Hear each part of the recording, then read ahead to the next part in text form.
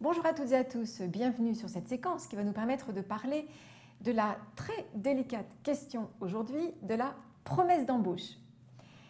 Alors la promesse d'embauche, on va commencer bien sûr par l'introduire au travers de ce premier cas pratique, le premier cas pratique qui concerne un ami de Fred qui s'appelle Rudy et qui est joueur de rugby professionnel. Alors, ce fameux Rudy a raconté ses dernières mésaventures à Fred et il se trouve qu'en mars dernier, il avait reçu d'un club de rugby une offre de contrat qui comportait l'engagement pour 2 saisons successives, qui prévoyait le montant de sa rémunération pour ces 2 saisons, la mise à disposition d'un logement et d'un véhicule et une date d'activité fixée en juillet, donc quelques mois après l'envoi de cette offre.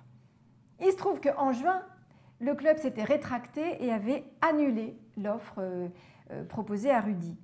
Et Rudy, bien sûr, vous en doutez, n'était pas d'accord ou n'a pas été d'accord avec cette annulation et cette rétractation parce que pour lui, il y avait promesse d'embauche qui valait contrat et donc il avait demandé des dommages et intérêts pour rupture abusive du contrat de travail, donc rupture de la promesse d'embauche qui valait selon lui contrat de travail. Il s'adresse à Fred pour lui demander un petit peu ce qu'il en pense et pour chercher un peu de réconfort. Et Fred, qui sait que vous êtes très bien formé à ces questions donc, en droit du travail, Fred vous demande ce que vous en pensez. Alors, à vous de jouer. Quelle est la définition tout d'abord de la promesse d'embauche? La promesse d'embauche est un contrat par lequel un employeur accorde à un salarié potentiel le droit d'opter pour la conclusion d'un contrat de travail. Et la promesse d'embauche vaut contrat de travail. En clair, je vous envoie un document disant que je vous confirme votre engagement à compter de telle date, sur tel type de poste, telle rémunération, et donc j'aurai le plaisir de vous accueillir dans l'entreprise tel jour, telle heure. Voilà, ça c'est une promesse d'embauche qui vaut donc contrat de travail. L'engagement de l'employeur, comme je viens de vous le dire dans cet exemple, doit comporter donc les éléments suivants: l'emploi proposé donc au candidat retenu, donc la définition du poste, la date d'entrée, donc la date de début du contrat, la rémunération et le lieu de travail. En cas de non-respect de cette promesse d'embauche, cela n'empêche pas la formation du contrat, la promesse égale contrat, et donc le non-respect de cette promesse d'embauche équivaut à un licenciement abusif, c'est-à-dire un licenciement sans cause réelle et sérieuse. Et donc le candidat, qui est donc victime, entre parenthèses, de cette rupture de l'engagement de l'employeur qu'il avait manifesté au travers de cette promesse d'embauche, le candidat peut saisir le conseil prud'homme pour obtenir donc le versement de dommages et intérêts liés à la rupture abusive, finalement, de ce contrat de travail.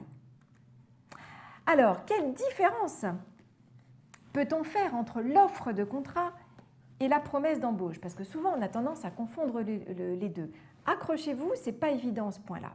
L'offre de contrat, c'est le document ou le courrier par lequel l'employeur propose un engagement précisant l'emploi, la rémunération, la date d'entrée en fonction et exprime la volonté d'être lié au salarié en cas d'acceptation du salarié. Autrement dit, pour la Cour de cassation, la rétractation de l'offre avant le délai fixé par rapport à la réponse du salarié, par rapport à l'accord du salarié, ou alors à l'issue d'un délai raisonnable, fait obstacle à la conclusion du contrat de travail. Autrement dit, tant que le salarié n'a pas répondu, tant que l'offre n'a pas été expressément acceptée par le salarié, elle peut être rétractée par l'employeur. Alors que la promesse d'embauche correspond à un contrat par lequel l'employeur accorde au salarié le droit d'accepter un contrat de travail. Mais l'employeur s'est engagé au niveau de la promesse d'embauche. C'est « je vous confirme votre engagement à compter de telle date ». Ce n'est pas « je vous propose un engagement ». Et donc là, en clair, je répète ce que je viens de vous dire, la révocation de la promesse pendant le temps qui est laissé au bénéficiaire pour se décider ou pour renvoyer le contrat signé n'empêche pas la formation du contrat. Et donc là, en l'occurrence, et à la différence de l'offre d'embauche, même si le salarié n'a pas signé la promesse d'embauche, le contrat est formé et l'employeur ne peut pas se rétracter, sauf dommages et intérêts, bien sûr, à verser au salarié. Vous avez compris? Différence entre les deux? Bon, j'espère, parce qu'il faut maintenant répondre à Fred et à Rudy. Alors c'est dommage hein, pour Rudy. Bah oui, parce que si vous avez compris tout ce que je viens de vous dire, effectivement, il n'y a rien d'autre à dire que ça, malheureusement. Et là, il se trouve qu'en plus, ça a fait l'objet d'un arrêt de la Cour de cassation, donc le 21 septembre 2017.